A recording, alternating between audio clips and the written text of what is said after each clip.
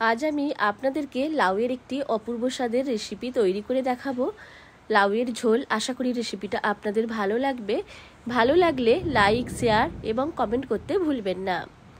লাউয়ের এই রান্নাটা তৈরি করার জন্য কড়াইয়ে সর্ষের তেল দিয়ে দুটো আলুকে কয়েক টুকরো করে কেটে নিয়েছি। আলুটাকে তেলের মধ্যে দিয়ে ভেজে নিচ্ছি। ভাজার সময় দিয়ে দেব পরিমাণ মতো নুন, হলুদ। আলুটাকে একটু লাল লাল করে ভেজে নেওয়ার পর এর মধ্যে দিয়ে দেব একটা মাঝারি সাইজের লাউয়ের হাফ অংশকে এইভাবে কেটে নিয়েছি। লাউ দিয়ে দিলাম। লাউকেও এইবার আলুর সাথে মিশিয়ে কিছুক্ষণ ভেজে নেব। তবে আলুটা যেহেতু ভালো করে ভাজা হয়ে গেছে, লাউকে খুব বেশি ভাজার প্রয়োজন নেই। লাউটা যখন হালকা ভাজা হয়ে যাবে তখন লাউ আর আলুকে একসাথে তেল থেকে তুলে নিয়ে নেব। আমি কড়াইয়ে একসাথে একটু বেশি পরিমাণে তেল দিয়ে দিয়েছি, পরে আর কোনো রকম তেল দেব না।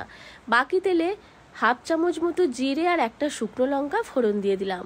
ফোড়নটা ভাজার সময় 10-12টা মতো চিংড়ি মাছ আর 4টে কাঁচা লঙ্কা নিয়েছি, একটা পেস্ট তৈরি করে তেলের ওপর দিয়ে দিলাম। কিছুক্ষণ নাড়াচাড়া করে চিংড়ি মাছ আর কাঁচা লঙ্কার পেস্টকে ভেজে নিচ্ছে। আপনারাও অবশ্যই এইভাবে লাউয়ের ঝোল তৈরি করে খেয়ে দেখবেন। ভাত, রুটি, পরোটা সবার সাথেই খেতে বেশ ভালো লাগে।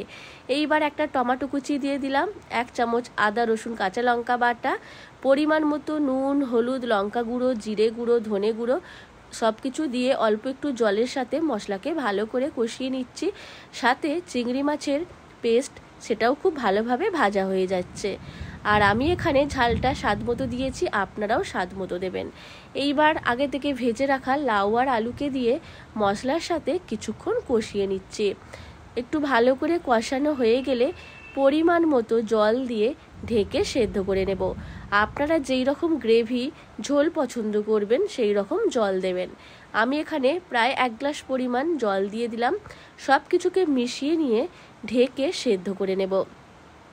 কিছুক্ষণ ঢেকে রেখেছিলাম, ঢাকনা খুলে দিলাম। লাউ আর আলু খুব ভালোভাবে সেদ্ধ হয়ে গেছে। ভালোভাবে সেদ্ধ হয়ে গেলেই রেসিপিটা রেডি। এইবার আমি ওপর থেকে দিয়ে দেব অল্প একটু গরম মশলার গুঁড়ো। গরম মশলার গুঁড়োটা দেওয়ার পর গ্যাস অফ করে দিয়ে 1 মিনিটের জন্য ঢেকে রেখে দেব।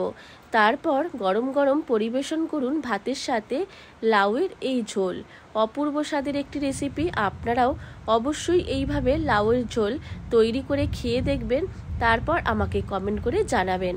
1 মিনিট মতো ঢেকে রেখেছিলাম গরম মশলা গুঁড়ো দেওয়ার পর। ঢাকনা খুলে দিয়েছি। খুব সুন্দর একটা লোভনীয় কালার এসেছে। আপনারাও অবশ্যই লাউয়ের ঝোল তৈরি করে খেয়ে দেখবেন। রেসিপিটা ভালো লাগলে লাইক, শেয়ার এবং কমেন্টস করতে ভুলবেন না। আর আমার থেকে আমার নিত্য নতুন রেসিপি পাওয়ার জন্য আমার চ্যানেলটিকেও সাবস্ক্রাইব করতে ভুলবেন না।